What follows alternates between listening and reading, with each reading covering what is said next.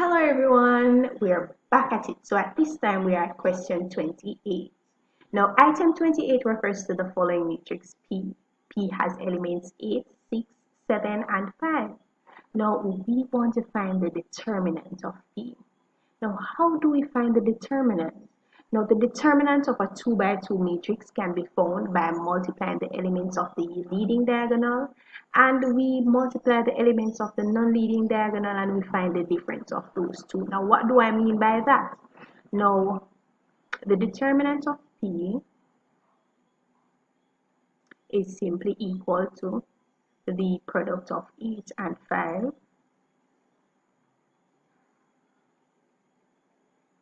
minus the product of the elements of the non-leading diagonal, 7 times 6. So 8 times 5 is 40 minus 7, 6 is 42. So therefore 42 minus 40 is simply equal to minus 2. Alright, so let's move on to question 29. Now item 29 refers to the following vectors P and Q. Now P and Q, they are column vectors. P has elements 3 and 4, Q has minus 2 and 5.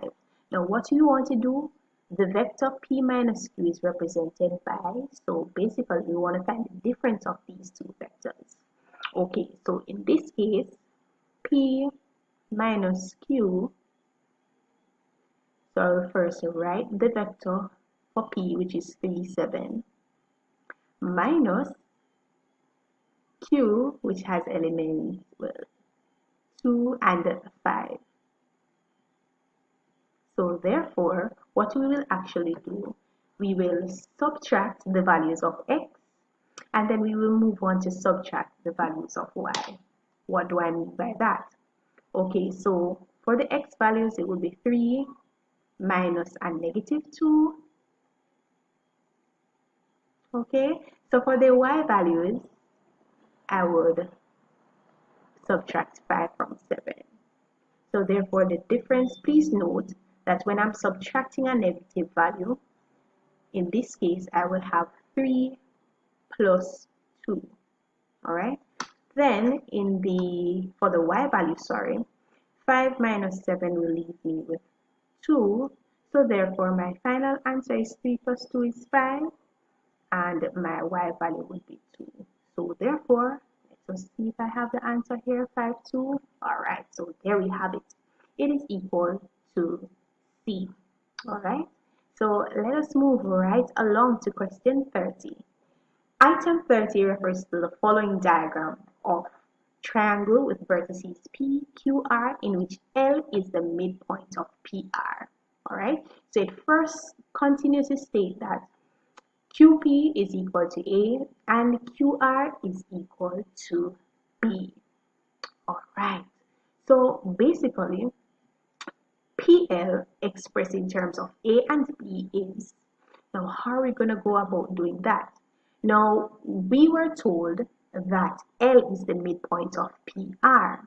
Now if you notice, the vector PL would fall on PR. Now how are we going to find PR? So that's the first thing that we need to know, right? Because PL is basically half, or basically the midpoint of PR. So let's find PR. Now PR can be expressed as, or we're going to get there now. Alright, so we will travel from P to Q, and then from Q to R.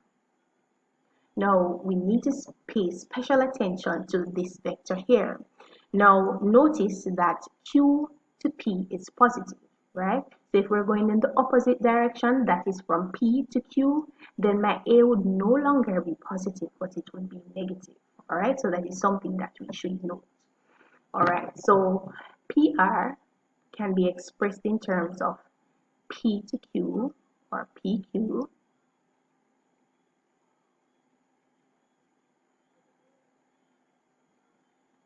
plus Q to R.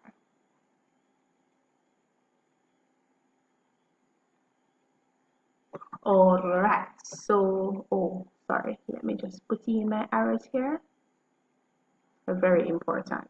Okay, so moving right along. So remember, I told you now that PQ is basically moving in the opposite direction of Q to P. So therefore, A is going to be negative plus QR is going in the direction of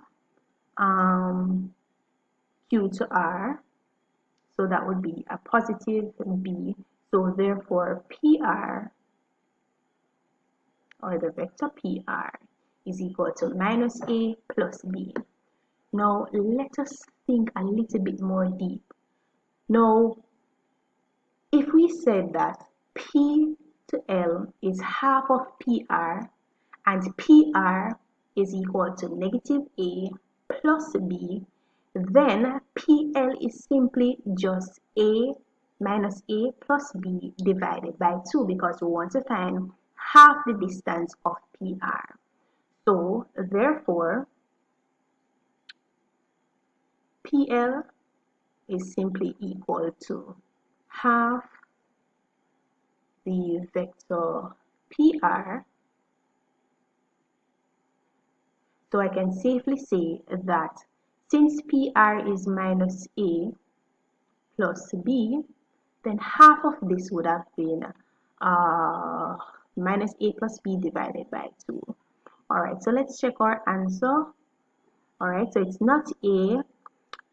Alright, so B looks like my answer.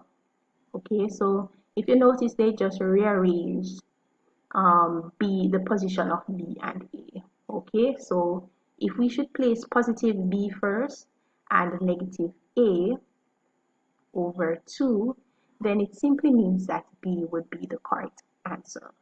Okay, comment down below if you have any questions. Moving right along. Now we are at question 31. The length 3,800 millimeters expressed in meters is, now first we have to find the conversion. We need to find out how many millimeters are there in 1 meter. Now I can recall that there are 1,000 millimeters in 1 meter. Now we're moving from a smaller unit to a larger unit, which means now that we need to divide 3,800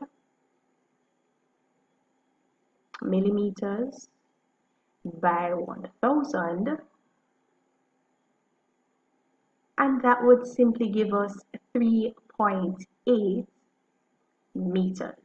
All right, so remember to add your units at all times. Good practice. So it simply means that my answer is B. Right, so there you have it. Let's look at 32. Now for 32, the volume of a cube with edge 10 is, all right, so therefore you would know that the volume of a cube is just equal to L to the power of 3, or L cubed. All right, so that would be 10 to the power of 3, which is equal to 10 times 10 times 10. Okay, so 10 times 10 is 100. 100 times 10 is simply equal to 1,000 centimeters cubed. All right, so there you have it. D is our answer. All right, continuing. Let us look at 33.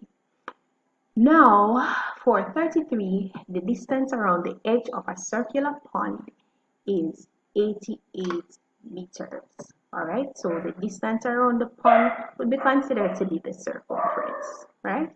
Now, the radius in meters is, all right, so circumference is equal to 2 pi r. Okay, so the distance around the edge of the circle, the circular pond, sorry, is 88 meters. So we know that C is 88 meters. All right, so we have 2. Okay, so I experienced a little technical difficulties at that point. My apologies. So as I was saying, C, which is the circumference,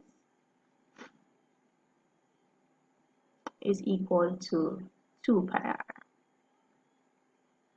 Alright, so the distance around, which is the circumference, is 88 meters, equals 2 pi, and we don't know what r is. Okay, so that's all the information that we know. But what we know, we can actually transpose this formula to solve for r. So how do we do this now? So we have 2 pi being multiplied by r, so therefore we'll do the opposite of multiplication, which is to divide both sides by 2 pi. Alright, so I can get one set, we have a common factor here, so I can get one set of 2 pi from the numerator and one set of 2 pi from the denominator. So I'm left with r is simply equal to 88 over 2 pi. Alright, so our answer is simply D. Alright, so we're moving down slowly but surely. Item 34 refers to the following diagram, not drawn to scale, which shows a cylinder of radius 3, as we can identify here, and a height of 8 centimeters. Now, the first thing that we want to do now is to find the volume of the cylinder. Now, we will call the formula for finding the volume of a cylinder, that is, V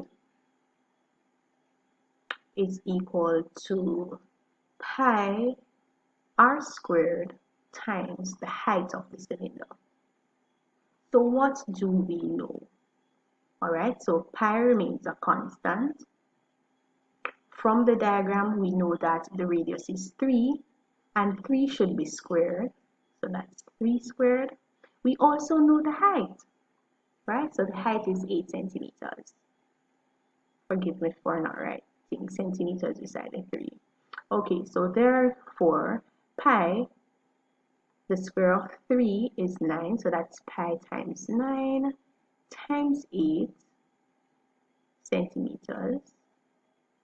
Alright, so therefore, pi times 980 is 72. Okay, so we can actually rewrite this as 72 pi. There's no difference between this step and this step. Alright, centimeters squared. So therefore my answer is C. Alright, so there you have it. Okay, so we've worked on those questions. Remember, if you have any questions, don't be afraid to ask. Don't forget also to like, comment, share, and subscribe. And if there's any topic that you would like me to address for you, please, I'm at your service. Goodbye, and see you in the next video.